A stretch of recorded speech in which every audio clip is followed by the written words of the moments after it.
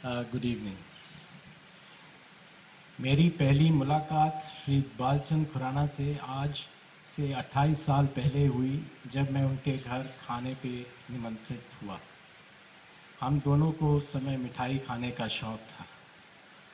बाद में उन्होंने अपनी बेटी को मेरे हाथों सौंपा और मैं उनका आभारी था और मैं उन्हें डैडी के नाम से पुकारने लगा। इनकी ज़िंदगी में इतने उतार चढ़ाव आए कि कोई आदमी घबराकर हार मान जाता, पर ये वापस धूल झाड़कर अपने पैरों पर खड़े हो जाते। अंत में इन्होंने अपने लॉटरी का काम शुरू किया और किंग ऑफ लॉटरीज कहलाए जाते थे।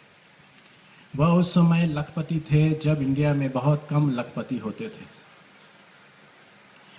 पर इन्होंने कभी अपनी ईमानदारी और सच्चाई के असूल को छोड़ा नहीं और हमेशा उन पर अटल रहे।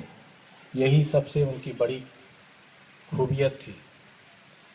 अपनी लॉटरी ट्रेड में उन्होंने बहुत सम्मान और आदर कमाया।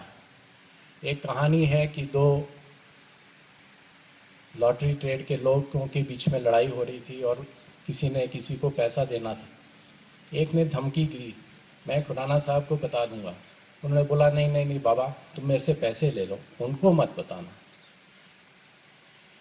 डैडी 5 साल से इंडिया के हाईएस्ट टैक्स पेयर रहे, मगर किसी को इसका पता नहीं लगने दिया। पैर धरती पर ही रहे। Money never went to his head. परंतु करोड़ों के टैक्स देने के लिए भी बहुत बड़ा जिगरा चाहिए। ज़्यादातर लोग इससे कतराते हैं। यह सब और भी महत्वपूर्ण लगता है यह जानते हुए कि उन्होंने अपने बिजनेस लाइफ 13 साल की उम्र पे एक साइकिल पे बटन बेचने शुरू करके शुरुआत की थी। डैडी का सेंस ऑफ ह्यूमर बहुत ज़बरदस्त था। जब मैं उन्हें कहता कि डैडी आपका बहुत बड़ा दिल है, तो कहते, अरे बाबा ऐसे मत कहो, अस्पताल जाना पड़ेगा। एक बार तैवान से मेरा दोस्त आया और उनके बड़े कानों को देखकर कहने लगा, हमारे यहाँ ऐसे लोगों को राजा सोचते हैं। और मैंने सोचा, हमारे डैडी क्या राजा से कम हैं? साल में 6 सफारी सूट खरीदते और पहनते।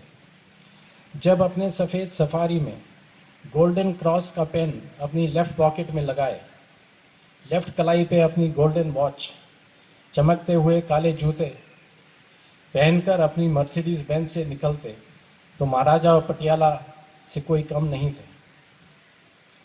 बेडरूम में इनका बिस्तर ही इनका सिंहासन होता था और वहीं से शासन करते थे। शेर और शायरी का बहुत शौक था। अकबर बीरबल की कहानियाँ, कबीर रहीम के दोहे और फेबल सुनाते थे। सुनने वाला थक जाए, पर इनके पास इतना बोलने का और विजडम का खजाना था कि नॉन स्टॉप 2 घंटे बोल सकते थे। और ये उस आदमी से जो सिर्फ 9वीं क्लास पास था।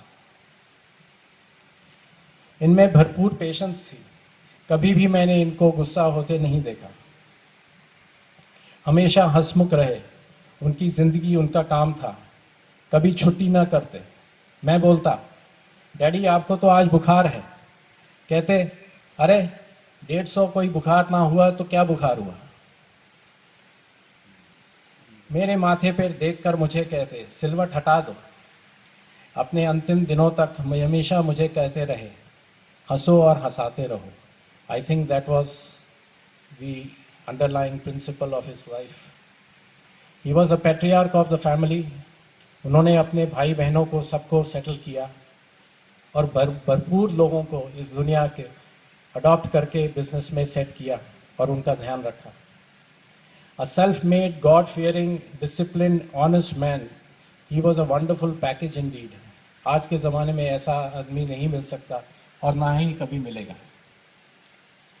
हनुमान चालीसा बोलते हुए नहाकर घर जब बाहर आते, तो आटे की गोलियां बनाकर चिड़ियों को खिलाते और साथ में हाथ उठाकर कहते, हे रब्बा, तेरा तेनू मेरा ही आसरा। हम लोग सब कहते हैं हे रब्बा मुझे तेरा आसरा, ये कहते थे हे रब्बा तेनू मेरा आसरा। He was so confident about the goodness in himself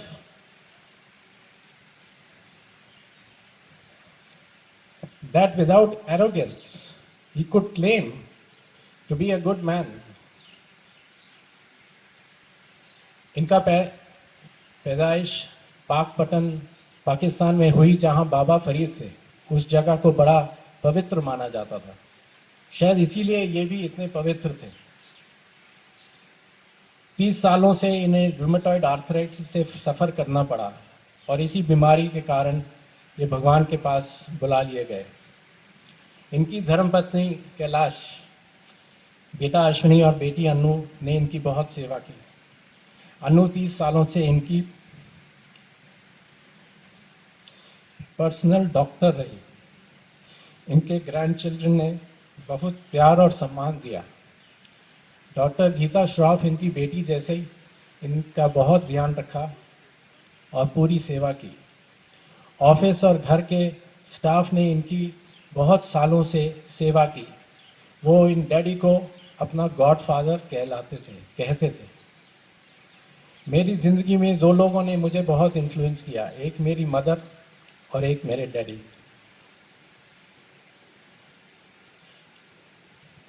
वो मेरे पिताजी समान। आज हम सब यहाँ इनकी श्रद्धांजलि देने आए हैं।